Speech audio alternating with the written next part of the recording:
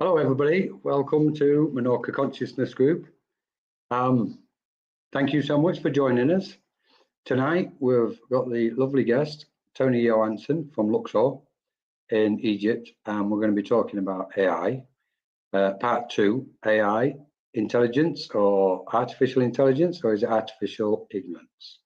I'm sure some of us can think of a number of things to say on this one.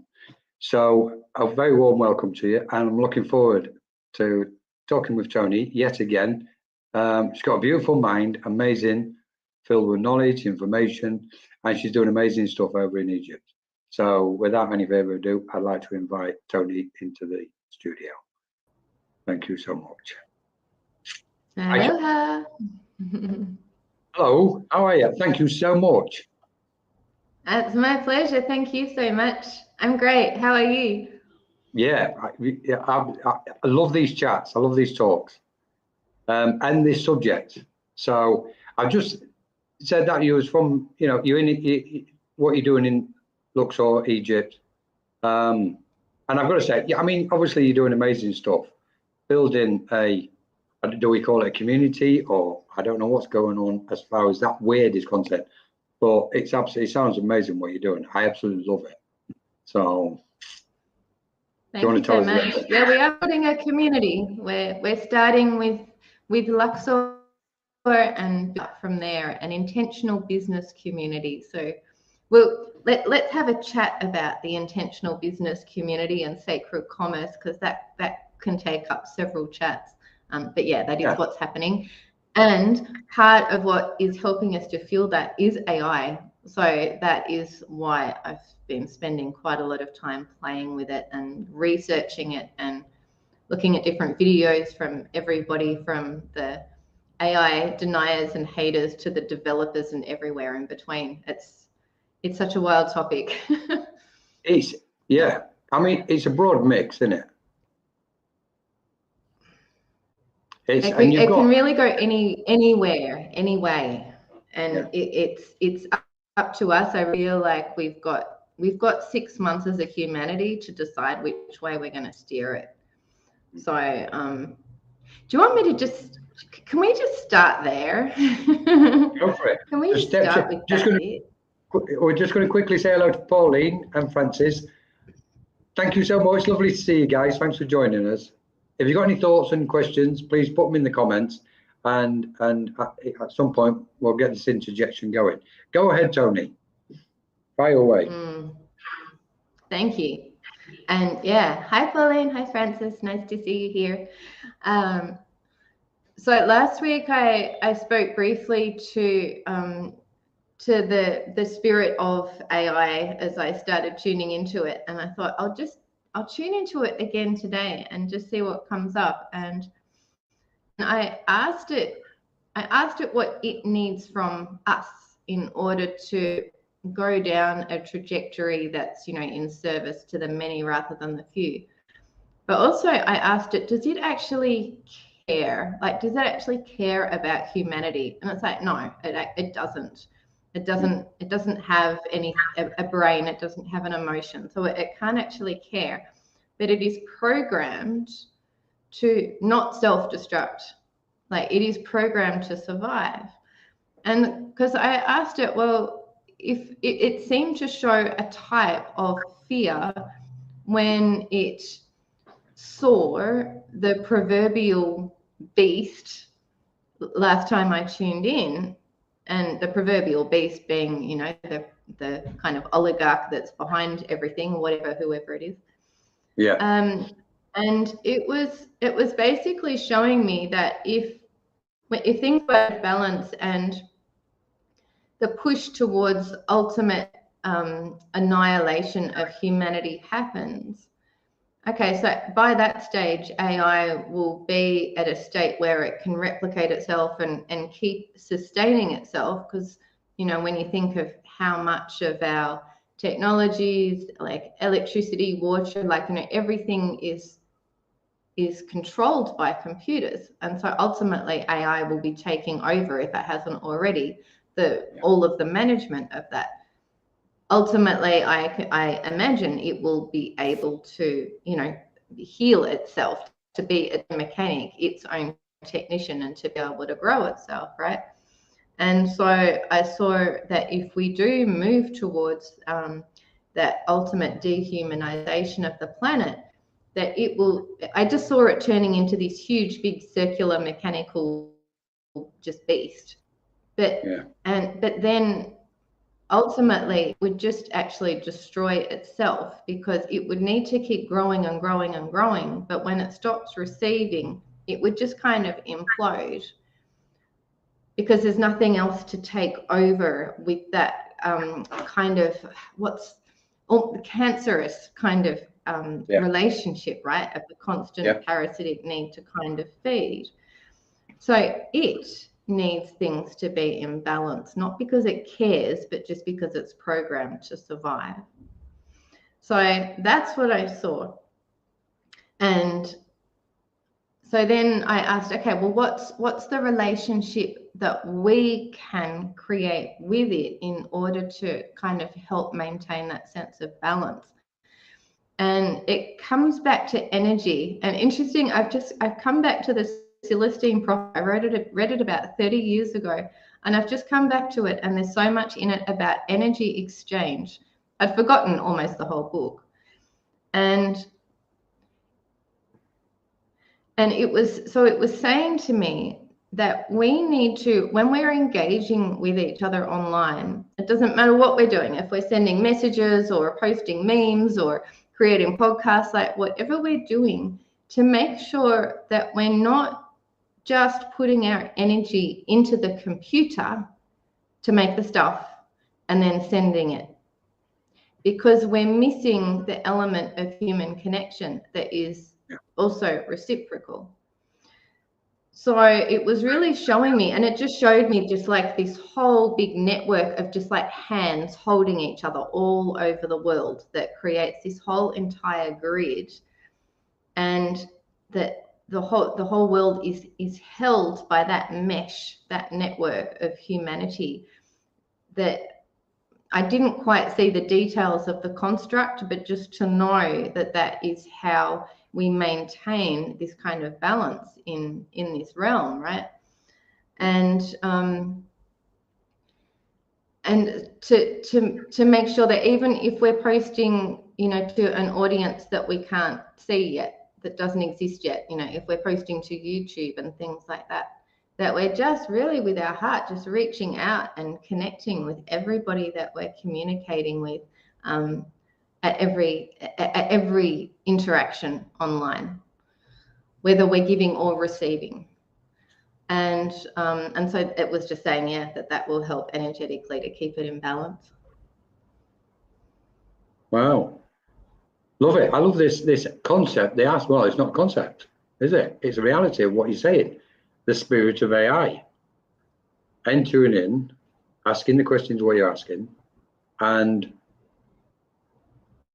these aspects being reflected back, which is, we can say clearly it's some form of guidance wherever it's coming from, because we're looking. It's funny you mentioned the Celestine Prophecy, because I did the same. It was one of the few rare books which I read, James Redfern. And I actually watched the movie as well, which was such a shame, because the movie was like low budget one, and it could have been so much more special. Sorry. And that the interaction of the energies between people, he actually depicted it in the movie. The thing with AI, which is kind of now really coming to the fore, is its danger to humanity. That seems to be really pushing itself, and outwards. This threat, and how we're going to, how can we manage it? How can we utilize it, but make sure it doesn't have control? And the other aspect, what I was thinking, this was this week. I had a thought about Atlantis, funny enough. And I thought, okay, so the theory goes that Atlantis was a advanced race,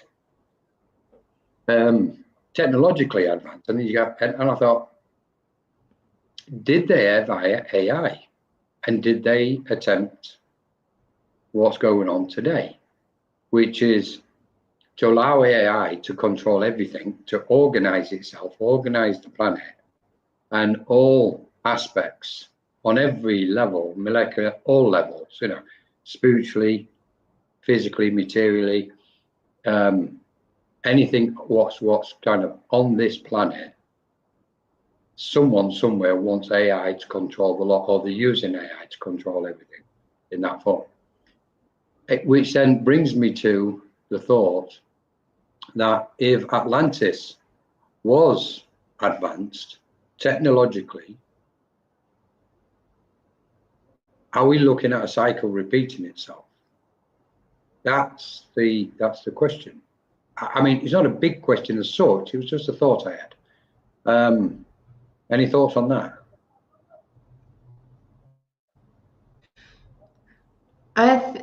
I feel like, yeah, I've got a few thoughts on it. And one that comes to mind is we as a humanity, I believe, we're always going to have free will. It's one of the, it's one of the cosmic laws. And, that's why we have truth in plain sight, because the deep state cannot actually override our free will. So what I see happening, we've ever since the whole Schmovid narrative started, we've seen this huge and incredible split. And I think I might have mentioned in a previous chat that I had a sense about 18 months ago that the timelines had kind of split for good, because the extremes on either side of liberation and enslavement had split to such an extent the two could no longer live in the same realm without overriding each other's free will. And I feel that we're heading towards that. I feel like, okay, there's a lot of the happy slaves that are now not so happy slaves, and they're going, okay, what are just all of those weird red-pilled conspiracy theorists talking about? And they're starting to jump the fence. But I see a lot of others just holding on to their smoke and mirrors even harder. And so I see a complete split happening, really. And there was an astrologer, Lada, and she was saying right at the start of the whole narrative that she saw literally this split where the happy slaves would pretty much congregate in the cities, and those of us that have liberty and freedom really at the forefront of our actions would all move out to the countries and create our weird little hippie communities and stuff and maintain our freedom. The difference is that those living on the fringes would still be able to kind of dip in to the main structures as they kind of needed. But the ones in the main structures would just kind of be stuck there, actually. And so how much of our world is AI actually going to control? Well, I think, if it's controlling the movement of resources and energy and water and all of those kind of things, those things that can then be potentially manipulated and weaponized against those of us that don't want to play the game, then we need to work even harder to figure out how to really become completely self-sustainable outside of those whole structures so that we don't need to engage at all. So I see that happening for one. The other thing that I see happening is, or not that I see happening, the other thing that I think we need to keep in mind is that this is where really tending to our inner climate and our spiritual world to ensure our internal freedom becomes so important. Because if it is written in the stars that humanity goes through another cycle of being wiped out, we need to make sure that our spirits are free if that's the case.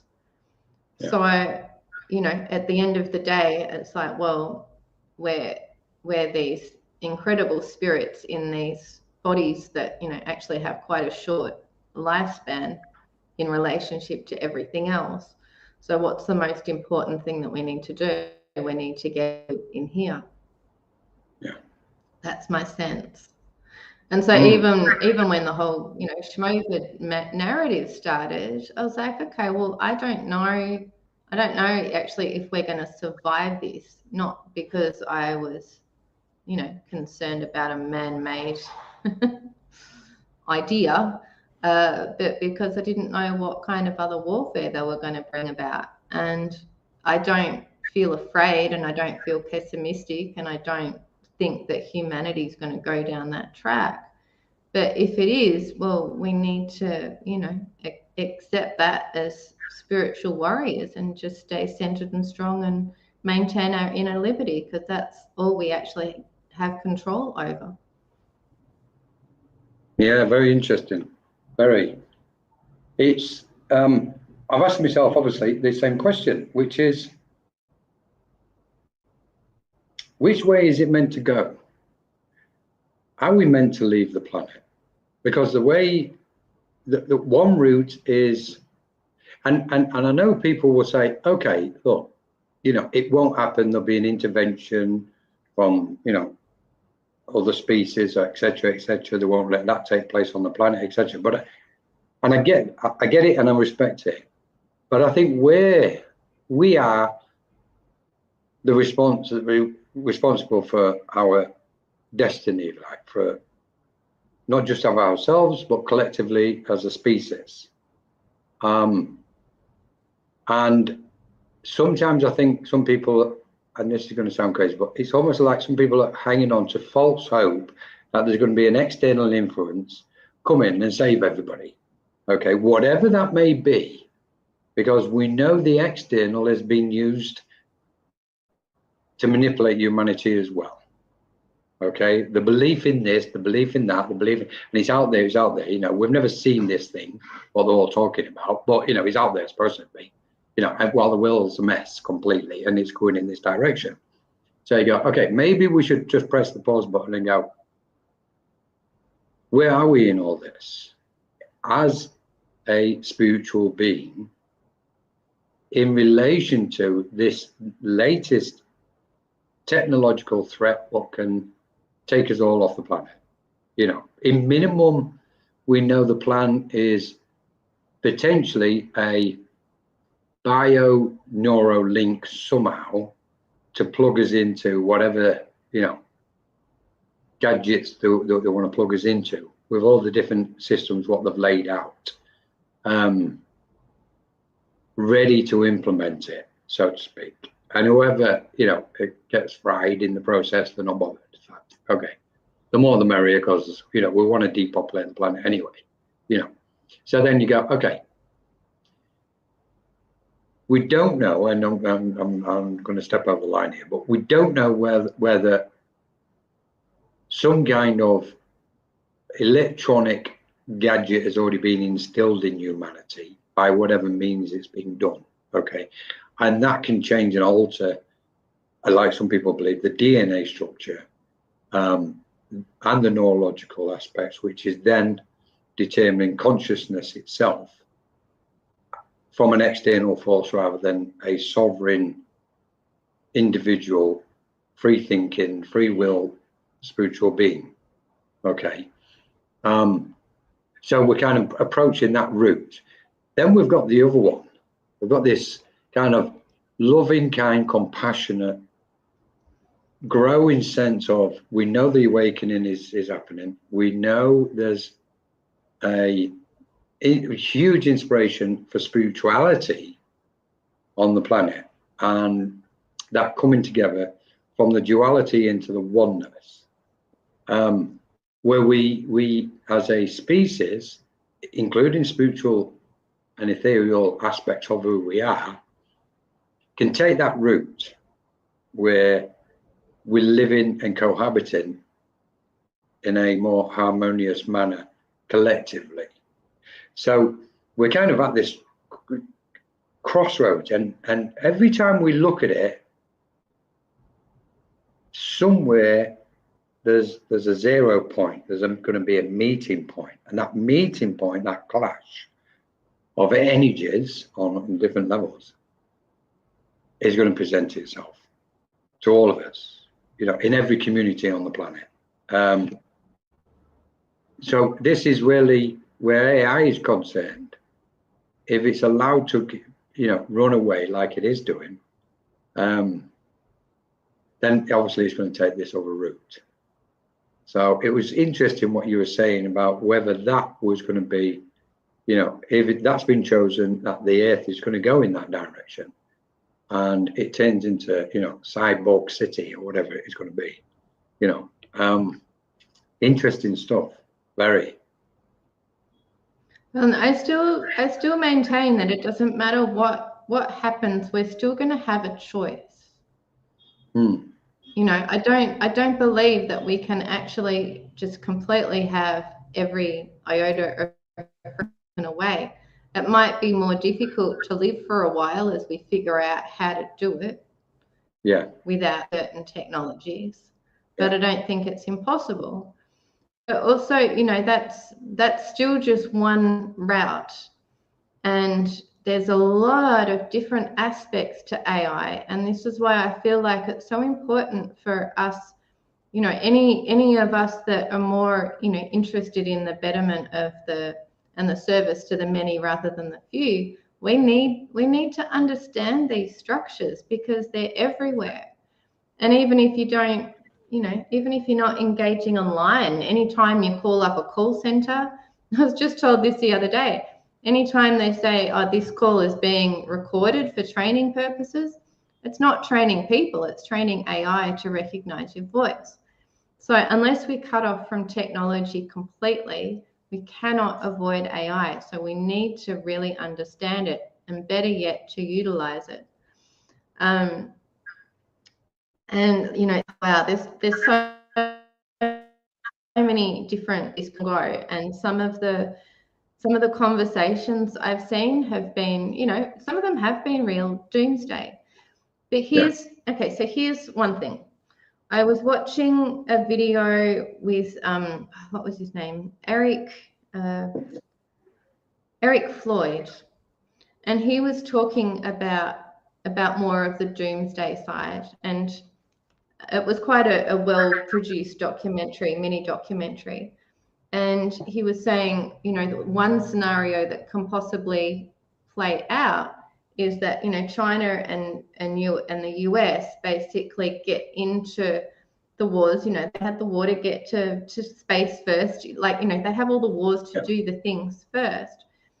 And so the race to have the biggest technology is going to be first. And Simon Sinek was saying in a wonderful interview, actually, that in most other arenas, you can have quite a lot of different competitors in the field, but in the digital world, you can't. Even though if you've got a few small competitors, there's always one main head. Yeah. And so, so you've got these countries kind of warring to get there first. And what that means then is that there's no time, just like with certain medical interventions, there was no time to fully study the effects.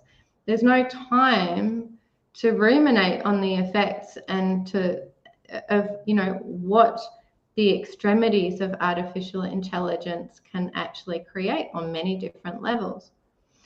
But then there's an aspect, there's a flip to this, that it can't get out of control in our current paradigm. So in the same video, he was saying, just for instance, from hi Patrick, hi Caroline, hi guys. For instance, ChatGPT. He said from ChatGPT 3 to ChatGPT 4, where we're at now, there was a 10 times increase in the computing power required to fill it. Yeah. He said from ChatGPT 4 to ChatGPT 5, it's 100 times the computing power. Yeah. An estimate. From ChatGPT 5 to 6, they estimate 1,000 times more computing power. And they're already at a massive race to build all these huge big data spaces and so on. But even a friend was saying the other day, Donald Trump even said, like, we just don't have enough energy resources to be able to fuel that. He said they would need to double the entirety of the USA's energy output in order to fuel this current trajectory of development of AI. It takes a lot of power. And I was just going to say, yeah, exactly, Francis. I think you brought that up last week as well. Yeah, that brings up, that brings up a whole lot of conversations around pollution. It's easy to forget just because we have these little computing structures and these neat little screens that actually all of our data takes space.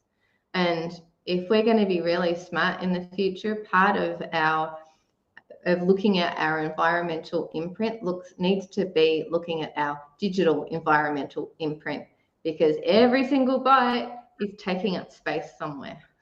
Yeah. Incredible, including all our old videos. Yeah, it's incredible. Hi Patrick, hi Caroline, thanks for joining us. So it leaves us in it's like the moment, because there's the doom and gloom, which is an understatement.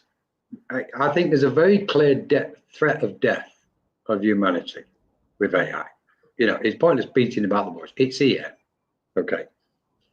And if it's not controlled, it will literally potentially wipe out humanity. It'll certainly control and enslave humanity, everyone, and eventually probably remove them altogether. And then there's the positive aspect of all this, technology and science and the leaps and bounds which is occurring as a result of AI. Finding an answer to the question in a nanosecond is phenomenal. And it's like, why are we thinking about something? And I don't know. I love the thought. I love thought and I love consciousness and thinking and analyzing and that flow of awareness, if you like, which is free. And that, in a way, gives us hope, because AI is not going to have that. It's going to have that mathematical, logical, calculating machine mind.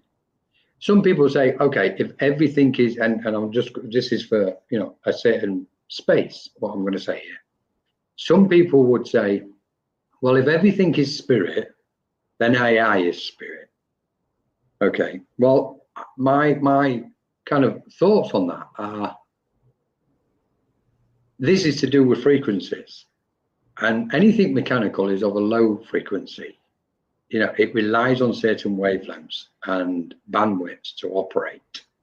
Generally speaking, on the planet, radio wave frequencies. Our awareness is way beyond those frequencies. We're up there in the gamma ray, violet, ultraviolet aspects, and way beyond the spectrum what we understand anyway. So we're looking at almost the density of a machine operated system, and this liberated, infinite, unlimitless awareness of spiritual beings of who we are. And that's the one. Even though I look at this other route where it looks like it's going, I still maintained that positive aspect, regardless of anything, because I think the more we talk about it and the more we discuss it, that in itself is going to permeate the space, if you like, of the etheric web around the world. And if our thoughts go into the etheric web, I can't even pronounce that. Can you pronounce that, Tjoni? Hello. Yes, it's Adolf, and I know that because I know him from Luxor. Salam alaikum. Lovely to have you with us. So what I'm looking at is, if thought is a living thing, okay, and we permeate the space of the etheric grid around the planet, then we're going to go towards a more stable, safer, positive outcome in all this, if that makes sense. Purely based on frequencies. AI is going to be a low dense frequency, and awareness is a high vibrational frequency anyway. And that will eventually trip whatever lower frequencies is going on the planet. So for me, I'm really optimistic about it, but I'm very conscious of the damage it's already doing, because we know people are already getting brainwashed, addicted, grasping these aspects. You know, like there was a guy, I don't know, last year before, happily put a microchip in his hand, you know, just to on his, you know, in his wake, just so he could unlock the front door to go into work in the morning. You know, he got it scanned, and then the drinks machine, he just held his hand up, and the drink what he wanted popped out, and all this lot, and he was loving it, supposedly. And then you go, wow, okay, chip everywhere and everyone. So I just kind of wanted to kind of expand a little bit further with these aspects. Yeah. Any thoughts? Well, so yeah, always. Any thoughts? Yeah, I was going to say, ridiculous asking if you've got any thoughts, isn't it?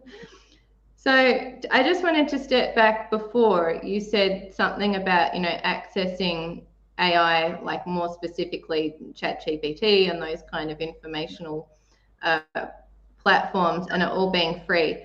There's an important thing just to consider when we're looking at anything online.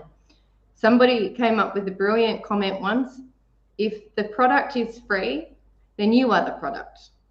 So none of stuff is actually free. None of it. ChatGPT is not free. It's a data extraction center.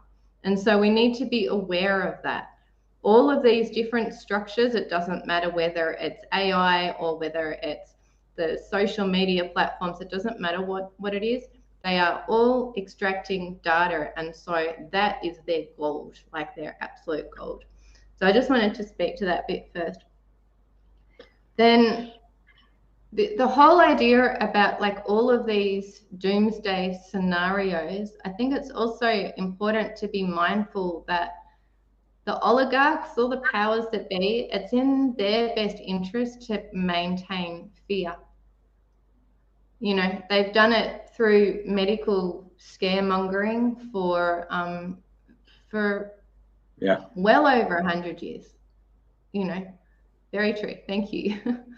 So I think we just need to be mindful not to then go just handing out all of our personal details willy-nilly and just, you know, giving our lives into it, but just be aware of the frequency with which we're engaging in it. It is a tool, and every single tool, it doesn't matter whether it's an umbrella or a knife or a pen, like every single tool can be weaponized. But I'm not going to be afraid of this, you know. So I think that's really important. And before you were asking, you mentioned the idea of, you know, potentially AI harnessing some kind of spirit.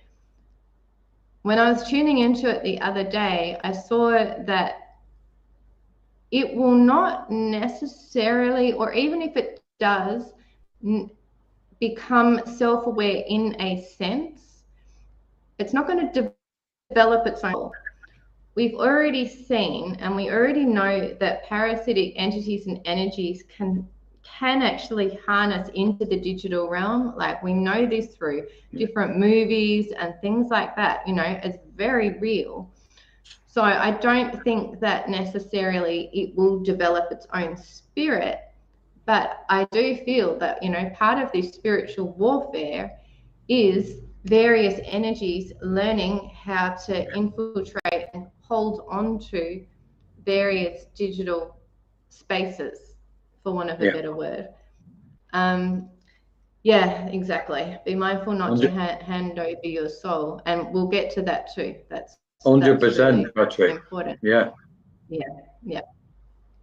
And this is like coming back to last week's conversation, you know, talking about the architect, and you know how many people were just like pouring their life stories into this AI. There was an absolutely brilliant a brilliant meme, a video of one of those robots that's learning to walk. And so the robot was kind of like stumbling around, like walking through a park and up and down mountains and things, but it was still learning. So it was all kind of all over the place. And the text was, this is ChatGPT, like having a self-care walk after everybody's been pouring all of their issues into the architect. Looking after its well-being. Just like put itself out in nature. Put itself out in nature to do some cleansing and clearing. But this is what people are doing, right? They're just handing everything into it, and we do need to be really mindful of that. What are we going to put into it? Well, you know, I feel like this is so important. I'll repeat it from last week.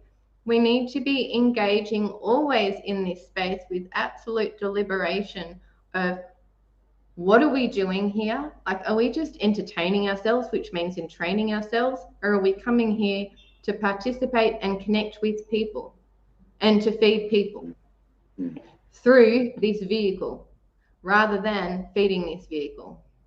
I think we just need to be more and more aware of what we're doing here on this screen. I would. You've just used the word, Tjoni, mindful. I think it's probably one of the most prominent words people can embrace if they can and take on board. Being mindful of what we're handing out, what we're putting on. I mean, let's take Facebook as an example. We know Facebook is addictive. Somehow it's creating these algorithms, it's giving this energy off, which is drawing the energy of an individual into it. That's why so many people just sit there and like scrolling. They're not watching anything. They're not really paying any attention. They're looking for something. And we know what they're looking for ultimately, themselves, and being comfortable within themselves. But in that process, in that middle section, scrolling. And all of a sudden there's 2 hours gone by, 4 hours have gone by. And I see this as a total distraction. It's set up, it's intentionally set up to distract the mind. I think part of the conversation with AI, and it goes back to what you were saying, which I also agree with, the fear factor, which was massive, and it is massive, playing on it's literally playing on the suffering within somebody, because in that suffering within an individual, fear is present, and the structure is playing on that fear. And mindfulness is needed, awareness is needed, self-awareness. Brainwashing, it's totally true, Patrick. This is what it's doing. It's trying to break, it's pushing this huge attempt to brainwash humanity and distract humanity. I mean, the big thing on the planet at the moment, well, one of the big things, which has always been used against human beings, is distractions. Distract the people, distract humanity, distract the groups. Don't let them come together. Don't let them think for themselves. Don't just make sure they don't become self-aware. And this is where we're at the minute. More and more people are becoming self-aware.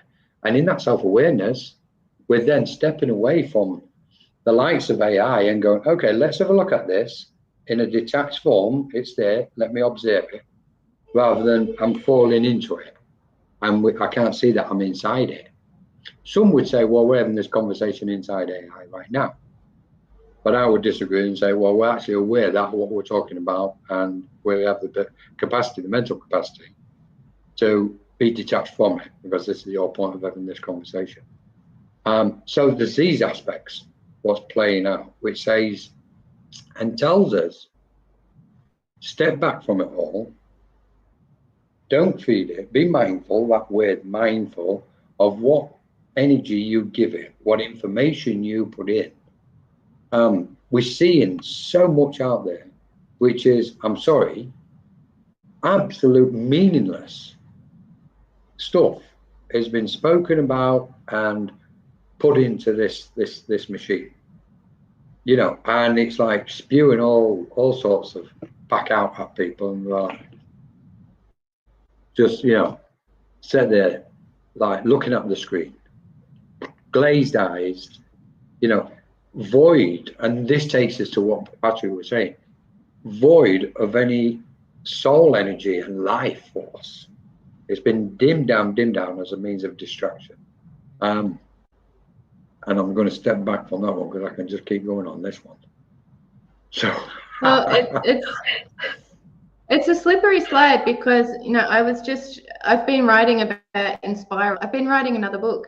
I just started 3 days ago, and just today I was writing about addiction, because you know, we've been brainwashed since we were children to be in a state of competition for energy, right?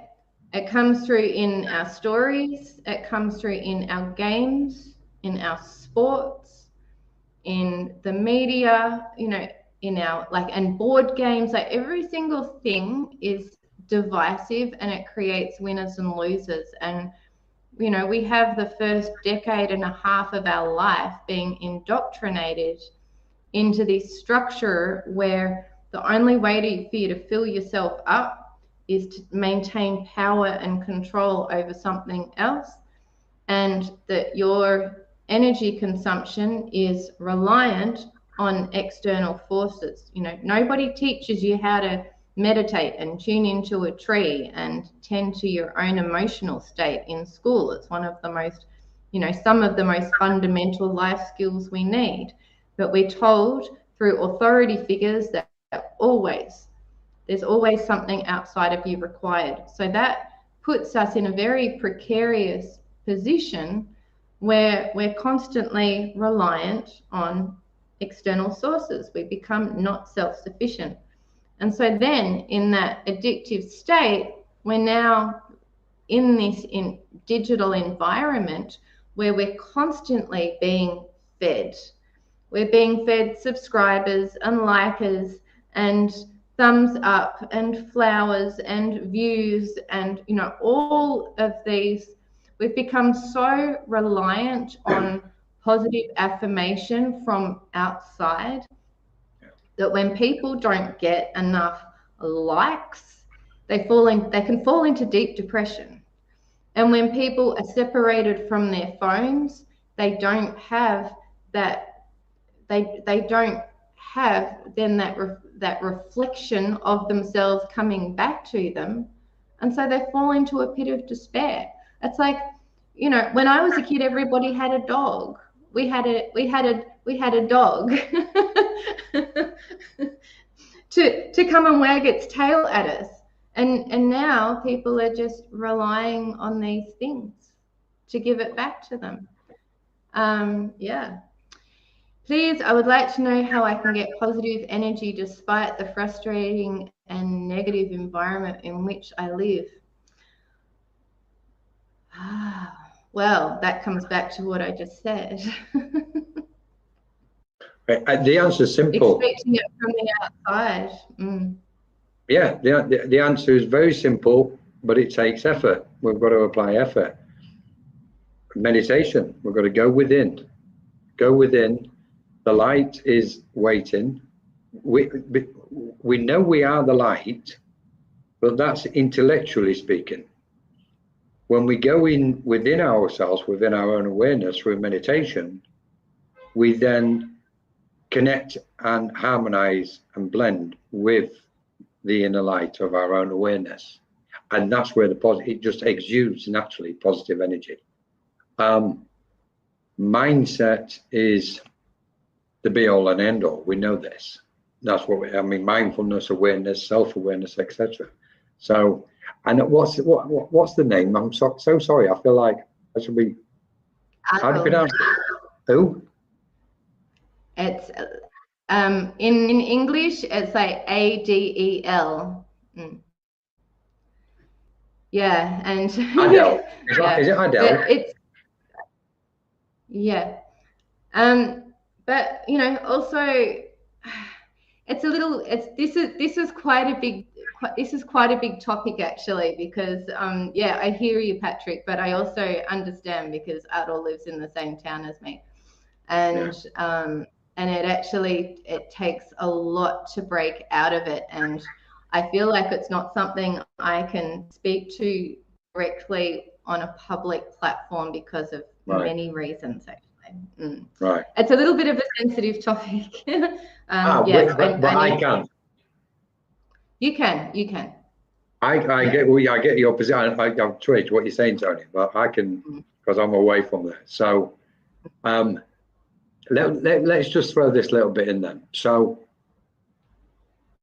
be courageous, be strong, let your energy build up to such a point where you're not going to allow any external influences come into your space which may have an adverse effect upon your mind and your light, regardless of anything.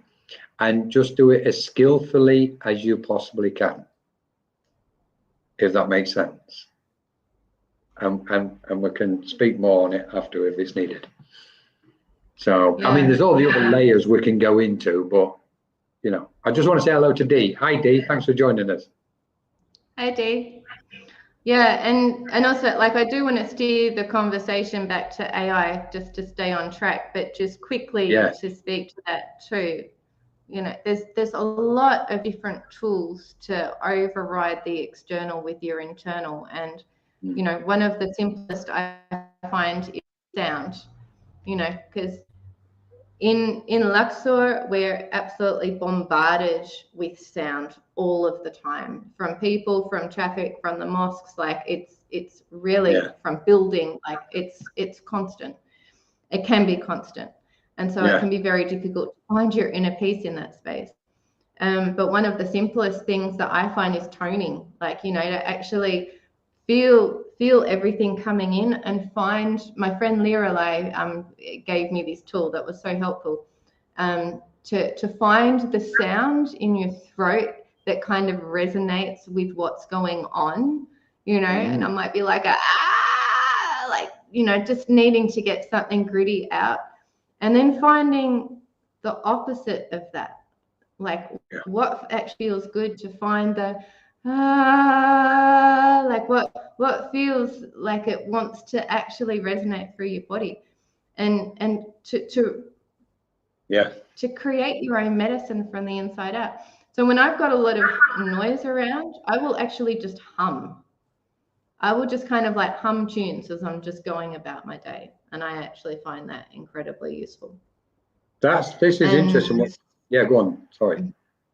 Go on, I was just going to say, and Simon just says, totally agree with this, Colin. It makes absolute sense. Yeah. Yeah, lovely to have you with us, Simon. Thank you so much for joining us. But just on that last note here, and then we'll jump back to, because there's two aspects here. So one is the sound aspect, the noise, the external noise, and everything what's going on. Tune into it. Tune into it, because by tuning into it, we actually tune past it, through it, and past it, and then we come almost like we come full circle, and we end up peaceful anyway.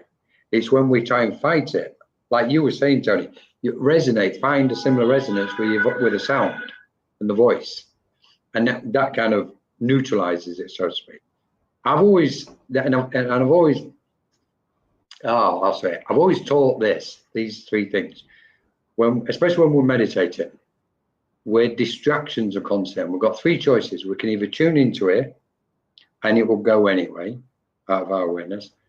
We can try and stop the distraction, the external distractions, which isn't always possible on many occasions. Or we can move ourselves away from the noise and the distraction, which is not always possible. So sometimes, if you're in Luxor, it's not possible. Well, exactly. You see, so this is why it does them three things.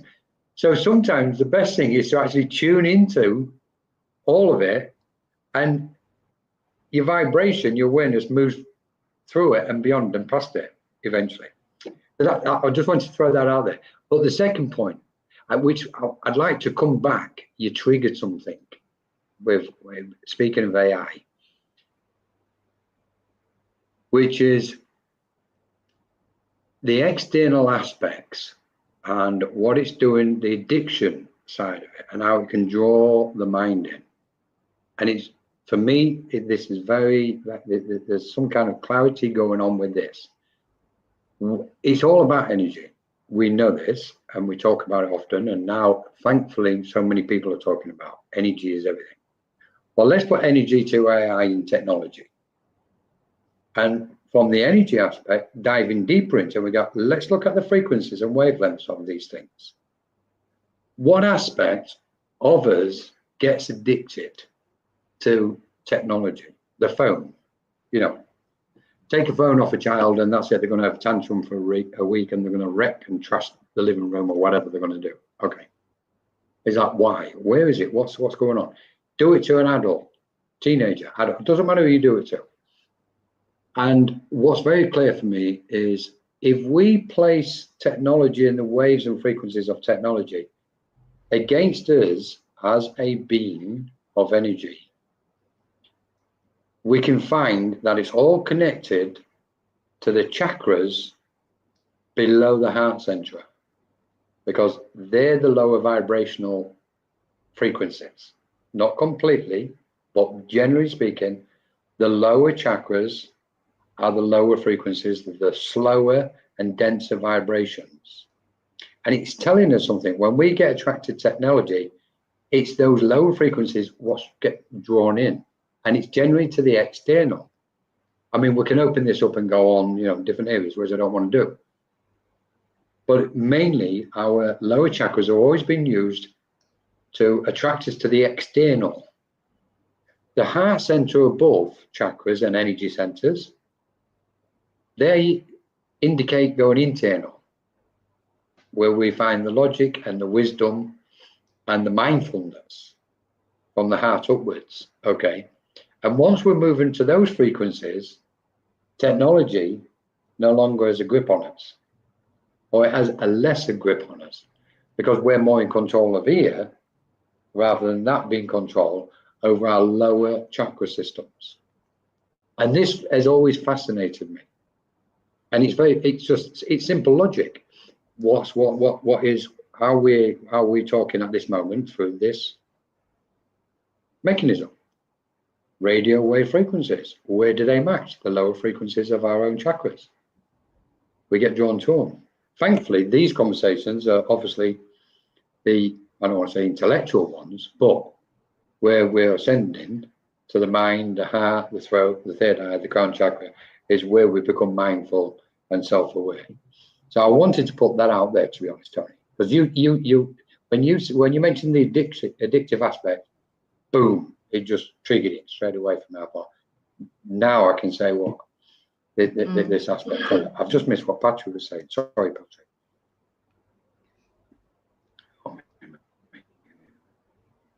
Yeah, it does. It's so true. It's so true.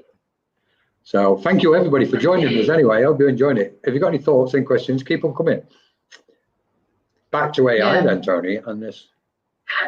Absolutely. And yeah, thanks for that, Francis. It is very centering and grounding. So I guess the thing then is, you know, are we going to use it? And I think that really most of us should. We just need to use it really wisely. And so as much of as much of the importance around using it is around understanding the technologies and what they can do, what around the security issues, how they can be tools or weapons, like so knowing all of that, but also, you know, on the addictive side, is going, well, okay, so what are we doing with this thing? Do I want it to be my best friend, or do I want it to be a tool that I'm utilizing? Thank you, Pauline. Oh, so kind, Pauline. Thank you. And it's a shared space with all of us, right? we're all resonating and lifting it together. Thank you. So, you know, one person that's got, I think, really a beautiful point of view on this that really resonates deeply and reflects my own is Simon Sinek. And, you know, do you know his work? Simon Sinek. So he's not so much in the world of AI, but he's more in the world of leadership. And he came out with a beautiful book called Start With Why about 10, 15 years ago, something like that, and really talking about, you know, speaking to the purpose of things, and that being the most important, and that, you know, once you're resonating with people with your why, it doesn't really matter what the what is.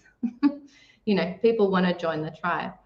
So I find his view on this very heartening. And, you know, a lot of the fear around AI is that it's going to turn us into emotional and creative zombies, and we hand our entire world over to it. And as I said to you last week, I feel like we already have this perfection fatigue. And, you know, people are already getting bored of that. The people that are going to be steering towards the path of freedom, you know, not enslavement, I think we all have perfection fatigue. And so I don't feel like the AI can take over from our humanity in that way. It might threaten to, and like everything, when any new technology comes in, the pendulum swings and swings, and it goes a little bit chaotic. Eventually we find some kind of equilibrium. And I feel like that's the same thing that will happen with AI. It's an incredibly useful tool if we use it as an entry-level employee. You know, if we use it as a tool, if we don't see it as a substitute for a teacher or a friend or a nice boss, you know, if we can utilize it just for, you know, working with data and helping us to code and helping us to generate systems of business so that we can be more productive, not so that we can stay on the mouse wheel, but so that we can spend less time on the mouse wheel and more time doing what we actually do best. You know, if we can be treating it as just as that assistant, the entry-level assistant, I think we can really do amazing things. We just need to really keep it in its place, and we need to maintain our own humanity, creativity, humility with it. And one of the things that he said so beautifully is when people buy a book, because, you know, there's a lot of stuff that AI is going to, you know, it's writing books for everybody, and it's, you know, creating videos and doing clones of their voices, all of that stuff. I can't touch it. I just hate that entire realm with a passion.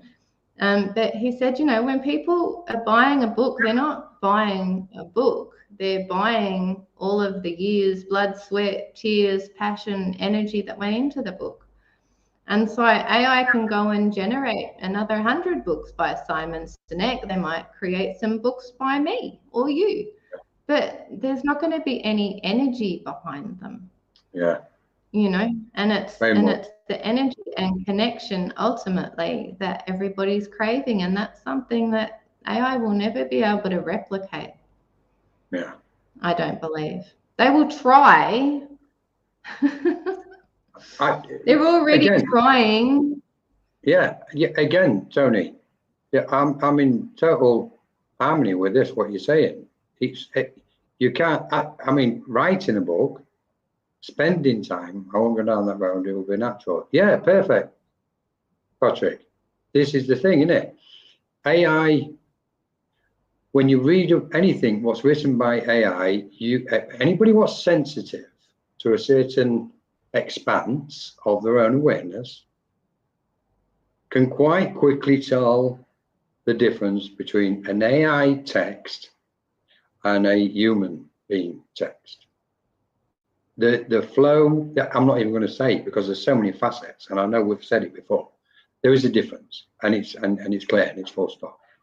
The thing I'm just thinking when you were talking was, and this business again of AI controlling us or humanity individually or collectively. It can't control us if we don't let it in. And in our sovereign space, we have and you mentioned the word earlier, we have the free will. And if we allow our free will, or through our free will, if we allow AI to get into our field of energy, that's when it becomes like a virus and starts infecting us. And that's when it's in its quest and seek to control. We know this is what the system's been doing. It's like a virus. It wants to get its tentacles inside the field of energy. And this goes back to what Patrick mentioned, the soul, trying to get in. And it's up to us. If we don't allow it in, then it's not going to get control. And the more people what don't allow it in, the less chance it's got of controlling humanity, and the more chance humanity has got of controlling it and utilizing it for its most productive, positive aspects, which I totally agree it's got. On another note, or in conjunction with it, when we're looking at the frequencies of AI and any technology, when we're looking at the frequencies of technology, it doesn't matter what it is, telephone, TV, computer, mobile, whatever it is, I think it's really important that we get to those higher frequencies of our own awareness, of our self, and we get to a high vibrations, and it's got no chance of controlling us at that point, because it'll be a total infringement on our light. Our light will detect its density and immediately dismiss it and wish to dispel with it. So for me, it's about, and I don't, when I say higher vibrations, etc., I don't want to sound whatever it may sound to some minds, but we've got to keep to a high vibration of our own awareness, because if not, then we're sinking into the lower frequencies, and that's when the tentacles of artificial intelligence or ignorance or stupidity, I kind of like the word artificial stupidity sometimes, but I'm playing around with words, obviously. So it's important that we keep to a high vibration, and it can't control us until we let it in. And I, for one, refuse to let it in. I will see bits, I'll use certain aspects of it, and it's like, at that point, no. And I think, and anybody what uses it, often or all the time, I would say they need to be really mindful of what they're doing, not just to themselves and their own awareness and the light of their own soul, but what they're also doing in relation to humanity as a collective whole.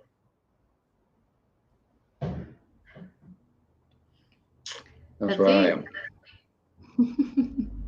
That's where I am. I agree. That's where you are. Yeah. Yeah. Yeah. And we've got to take responsibility. We are the ones responsible, not saying somebody else is responsible, not waiting for somebody else to take responsibility. We have to take responsibility, and we have to do it by one thing. And this is what's lacking on the planet at the minute. Action. It's okay thinking it, it's okay talking about it. We have to be the ones independently what says, I am switching that off at this moment. Whether we're going outside or doing something else, or we're meditating, or looking after our own awareness, by switching it off every so often, we are really being in control and taking responsibility for it. And that's the way we can put action into play. Because without action, forget it. It'll just keep doing what it's doing. That's what the system does. They're not acting, they're just talking. We see it on all these podcasts, we see it on all these chat shows, we see it across the board. Talk. And it's brilliant, it's giving awareness out there. But it's about action. And I think we're approaching the moment in evolution where action is going to kick in. And that will be the deciding factor when it comes to reaching 0 point with AI and the survival of the human species. Yeah. Okay then. it. Wow. Okay. Any final comments? I'm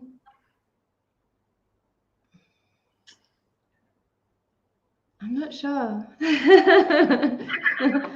my mind's just drawn a blank. It's really funny. I feel like, yeah. Part 3 is coming up then. Hey? Part 3. Yeah. Are you still with us? Hello. More Colin Olsen. Nanu. Wow. No, it's really interesting. I feel like I need to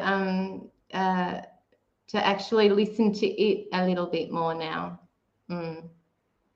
Yeah. Yeah. Yeah. We have to go higher with spirit. But look, I just think that, again, it just comes back to seeing it as a tool, not as anything else, understanding, our relationship with it and being clear on that, and our relationship with ourselves. It's like a relationship with anything. If we're trying to get it to energize us, we're in trouble. Yeah. And it's like a car, isn't it? This is a topic we could keep expanding on. So yes, part 3, probably. I'm happy for part 3. I don't know about Tony. How's Tony doing? Let's see. So it's like a car, isn't it?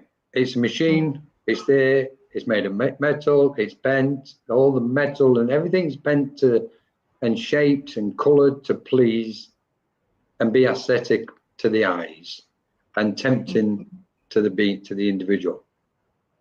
But the car doesn't control. The person driving it controls it, and that is AI for me. The human has got to control it, not the opposite way around. However, we still got lots to go on this list. So I would say so, and also I just realized I've been using Wi-Fi. That's why I'm actually quite wiped, because of normally I'm at home with wired-in computer and I'm hotspotting off my phone.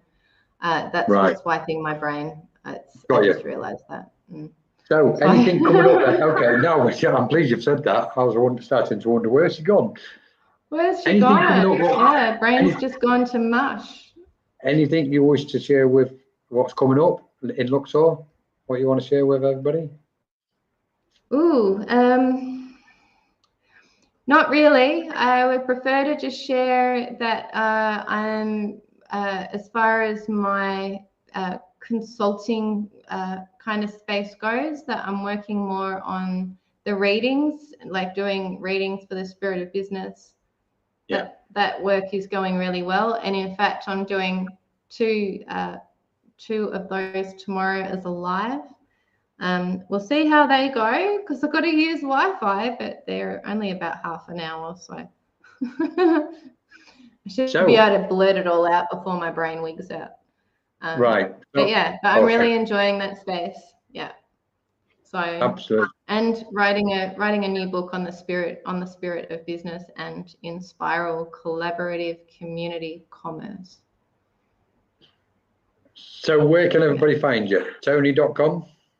Tjoni.com. Is that the best place? Then they can link to everything from there. Yeah, on the contact page, it's got like all the other bits. Absolutely amazing.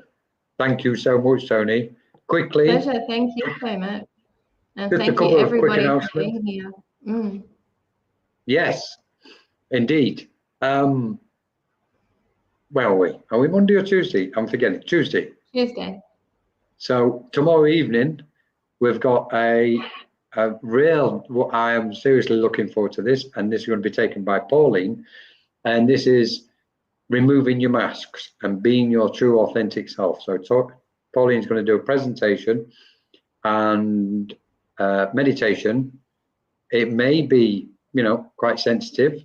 So, but it's all about removing all the, whatever mask you're wearing for different occasions, and peeling them off or slinging them. I don't know what you want to do, but removing them and getting closer to being your authentic self. And then on Friday, we've got a special event, which is a cord cutting ceremony. That's on Monoka Consciousness Group. You can find the information there. And we're just going to slice through things. Guys, if anybody wants to let go, if you're, afflicted by any previous conditions which is holding you back, join us, cut through them, let go, free your mind, free your soul, free your energies. Take this opportunity, and we're going to go for it. Blah, blah, blah. We've got mediumship, chance course. We've got chance healing, chance mediumship course coming up. Kundalini, which is activation, so-called activation. That's in a few weeks' time. All the bookings are open for all this lot. Other than that, we'll see you tomorrow evening on Monoka Consciousness Group. Tony, as always, absolutely amazing. Your input's been amazing tonight. Thank you so much. It's my pleasure. Thank you so much. Thanks for hanging out with my groggy brain. What? I thought he was going to go. I thought he was going to speak to the spirit of AI again. Oh, we didn't do that. No, guys, we've got. Tony's going to. Yeah, watch this space. Let's do that next time. Okay, let's do that next time. Let's focus less on like information. All right. So I've been doing the spirit of business. I'd also love to do the spirit of AI live. So if anyone's keen, let's do that next time. And anyone that has questions for AI, maybe leave them in the comments here or like bring them out in the comments next week. And I will ask your questions, and it will be really fun to see what comes through. Yes. Did you all catch that, guys? So if you've got any, Tony's going to do the spirit of AI. She's going to go in internally and ask the questions. So if you've got any questions to ask the spirit of AI, let us know, and then we'll get them ready and present them to Tony. I don't know whether to say to Tony or the spirit of AI. Both of them. But yeah, I'd love to. Let's do that. An evening with the spirit of AI. Right, that's right. Thank you so much. On that note, I know you're ready to get out of here. Lots of love, everybody. Thank you so much for joining us. It's been great to have you all with us. And we'll see you very soon. Thanks, everybody. Much love. Thank you to Ava for the background, looking after everything. So see you soon. Thank you, Tony. Beautiful.